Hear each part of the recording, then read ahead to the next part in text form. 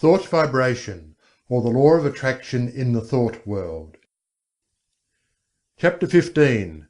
Claiming Your Own.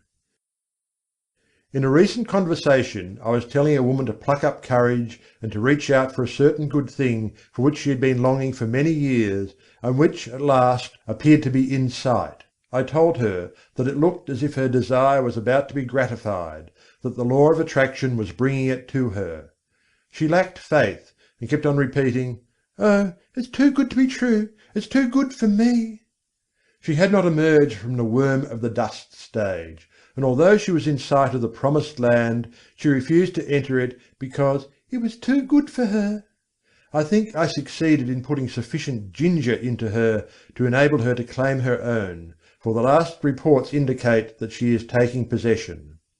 But that is not what I wish to tell you. I want to call your attention to the fact that nothing is too good for you, no matter how great the thing may be, no matter how undeserving you may seem to be. You are entitled to the best there is, for it is your direct inheritance. So don't be afraid to ask, demand, and take. The good things of the world are not the portion of any favoured sons. They belong to all, but they come only to those who are wise enough to recognize that the good things are theirs by right, and who are sufficiently courageous to reach out for them. Many good things are lost for want of the asking. Many splendid things are lost to you because of your feeling that you are unworthy of them. Many great things are lost to you because you lack the confidence and courage to demand and take possession of them. "None but the brave deserves the fair," says the old adage, and the rule is true in all lines of human effort. If you keep on repeating that you are unworthy of the good thing, that it is too good for you, the law will be apt to take you at your word and believe what you say. That's the peculiar thing about the law: it believes what you say. It takes you in earnest. So beware what you say to it, for it will be apt to give credence. Say to it that you are worthy of the best there is, and that there is nothing too good for you, and you will be likely to have the law take you in earnest and say, "I guess he is right. I'm going to give him the whole bake shop if he wants it. He knows his rights, and what's the use of trying to deny it to him?" But if you say, "Oh, it's too good for me," the law will probably say, "Well, I shouldn't wonder but that is so. Surely he ought to know, and it isn't for me to contradict him." And so it goes. Why should anything be too good for you? Did you ever stop to think just what you are? You are a manifestation of the whole thing, and have a perfect right to all there is. Or, if you prefer it this way, you are a child of the Infinite, and are heir to it all. You are telling the truth in either statement, or both.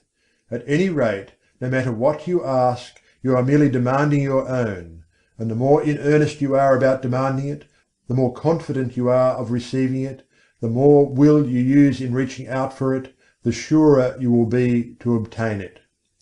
Strong desire, confident expectation, courage in action, these things bring to you your own.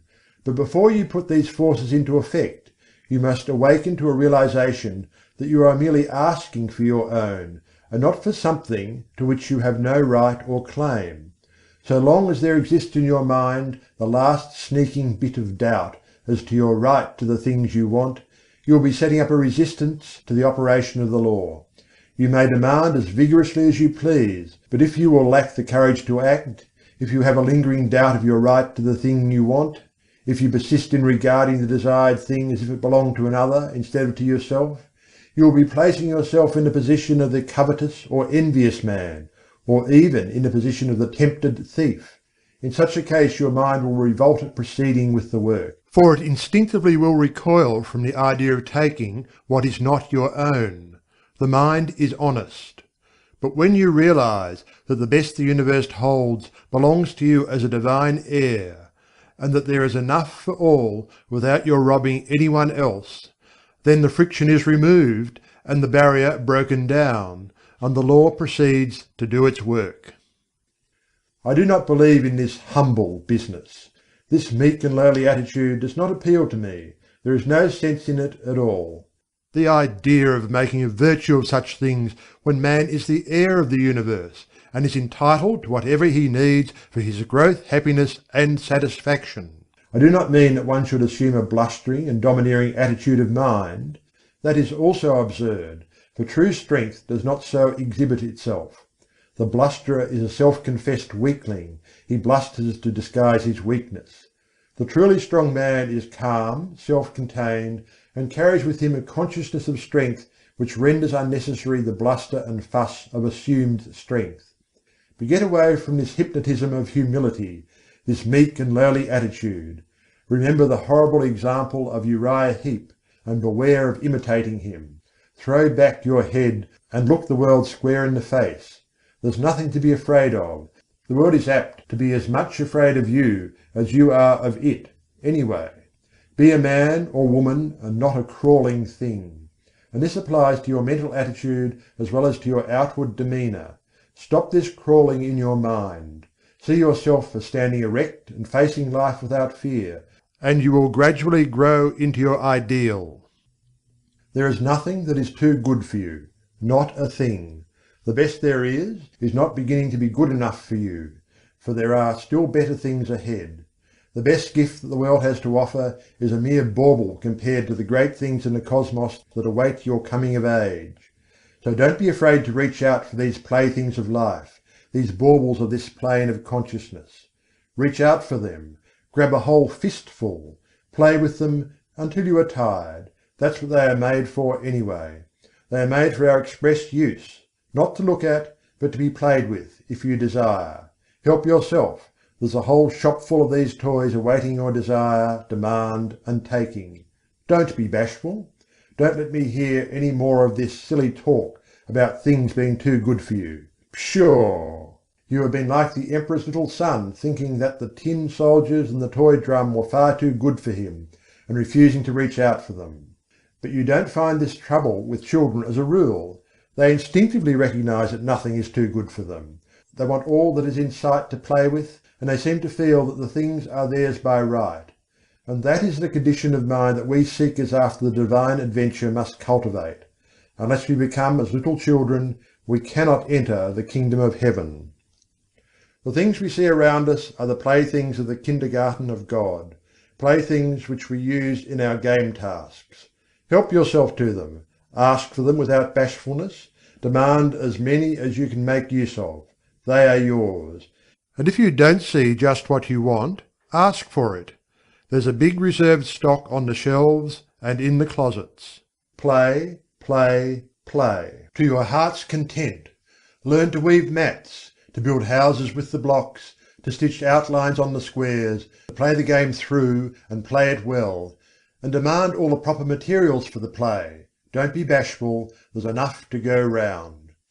But remember this, while all this be true, the best things are still only game things, toys, blocks, mats, cubes, and all the rest.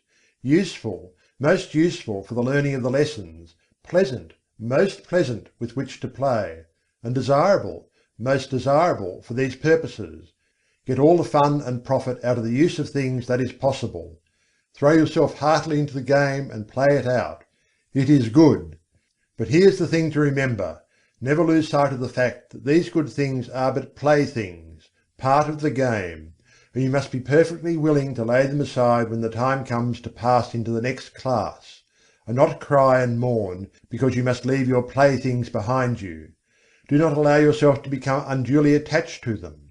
They are for your use and pleasure, but are not a part of you, not essential to your happiness in the next stage. Despise them not because of their lack of reality. They are great things relatively, and you may as well have all the fun out of them that you can. Don't be a spiritual prig, standing aside and refusing to join in the game. But do not tie yourself to them. They are good to use and play with, but not good enough to use you and to make you a plaything. Don't let the toys turn the tables on you.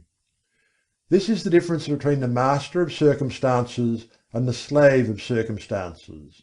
The slave thinks that these playthings are real, and that he is not good enough to have them. He gets only a few toys because he is afraid to ask for more, and he misses most of the fun. And then, considering the toys to be real, and not realizing that there are plenty more where these came from, he attaches himself to the little trinkets that have come his way, and allows himself to be made a slave of them. He is afraid that they may be taken away from him, and he is afraid to toddle across the floor and help himself to the others. The master knows that all are his for the asking. He demands that which he needs from day to day, and does not worry about overloading himself, for he knows that there are lots more, and that he cannot be cheated out of them. He plays, and plays well, and has a good time in the play, and he learns his kindergarten lessons in the playing. But he does not become too attached to his toys. He is willing to fling away the worn-out toys and reach out for a new one. And when he is called into the next room for promotion, he drops on the floor the worn-out toys of the day, and with glistening eyes and confident attitude of mind marches into the next room, into the great unknown, with a smile on his face. He is not afraid, for he hears the voice of the teacher and knows that she is there waiting for him, in that next great room. Chapter 16. Law, not Chance. Some time ago I was talking to a man about the attractive power of thought. He said that he did not believe that thought could attract anything to him, and that it was all a matter of luck. He had found, he said, that ill luck relentlessly pursued him, and that everything he touched went wrong. It always had, and always would, and he had grown to expect it. When he undertook a new thing, he knew beforehand that it would go wrong, and that no good would come of it. Oh no! There wasn't anything in the theory of attractive thought. So far as he could see, it was all a matter of luck. This man failed to see that by his own confession he was giving a most convincing argument in favour of the law of attraction. He was testifying that he was always expecting things to go wrong, and that they always came about as he expected. He was a magnificent illustration of the law of attraction, but he didn't know it, and no argument seemed to make the matter clear to him. He was up against it, and there was no way out of it. He always expected the ill luck, and every occurrence proved that he was right, and that the mental science position was all nonsense. There are many people who seem to think that the only way in which the law of attraction operates is when one wishes hard, strong and steady. They do not seem to realize that a strong belief is as efficacious as a strong wish.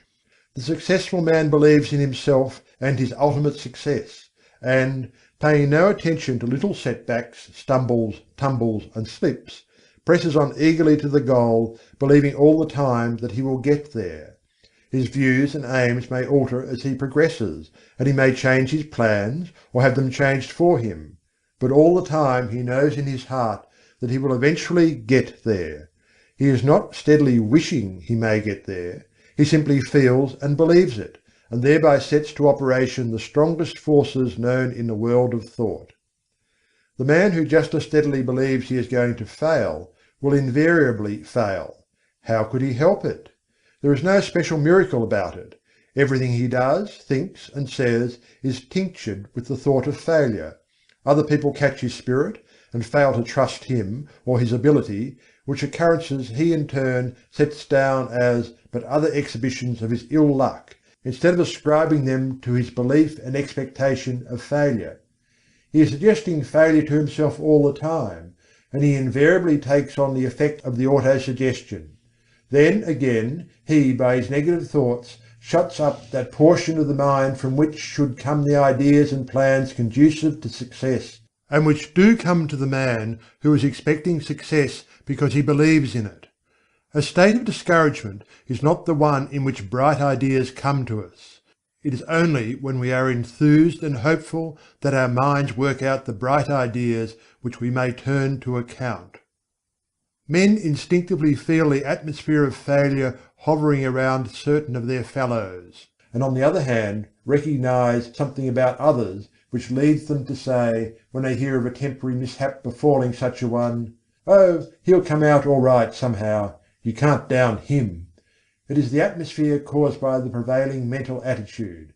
Clear up your mental atmosphere. There is no such thing as chance. Law maintains everywhere, and all that happens, happens because of the operation of law. You cannot name the simplest thing that ever occurred by chance. Try it, and then run the thing down to a final analysis, and you will see it as the result of law. It is as plain as mathematics, plan and purpose, cause and effect, from the movements of worlds to the growth of the grain of mustard seed, all the result of law. The fall of the stone down the mountainside is not chance. Forces which had been in operation for centuries caused it, and back of that cause were other causes, and so on until the causeless cause is reached. And life is not the result of chance. The law is here too. The law is in full operation whether you know it or not, whether you believe in it or not. You may be the ignorant object upon which the law operates, and bring yourself all sorts of trouble because of your ignorance of or opposition to the law, or you may fall in with the operation to the law, get into its current as it were, and life will seem a far different thing to you. You cannot get outside of the law by refusing to have anything to do with it.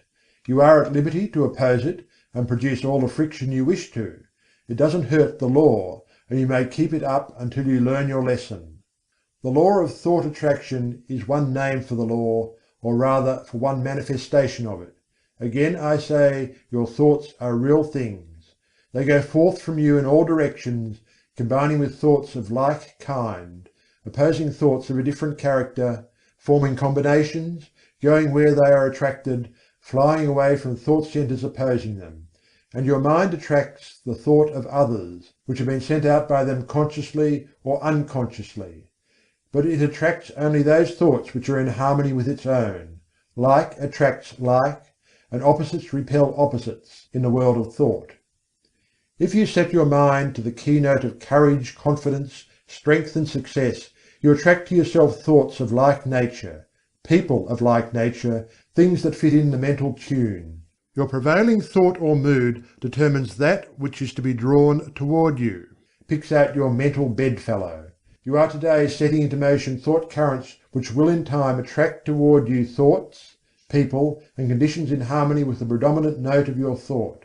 Your thought will mingle with that of others of like nature and mind, and you will be attracted toward each other and will surely come together with a common purpose sooner or later, unless one or the other of you should change the current of his thoughts.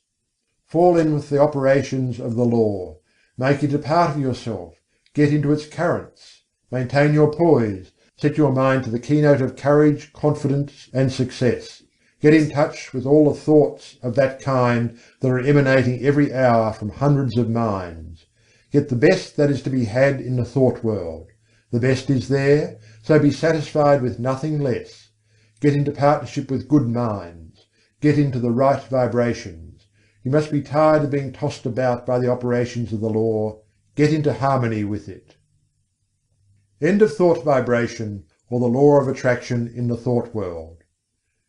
Recording by Algy Pug, Perth, Western Australia.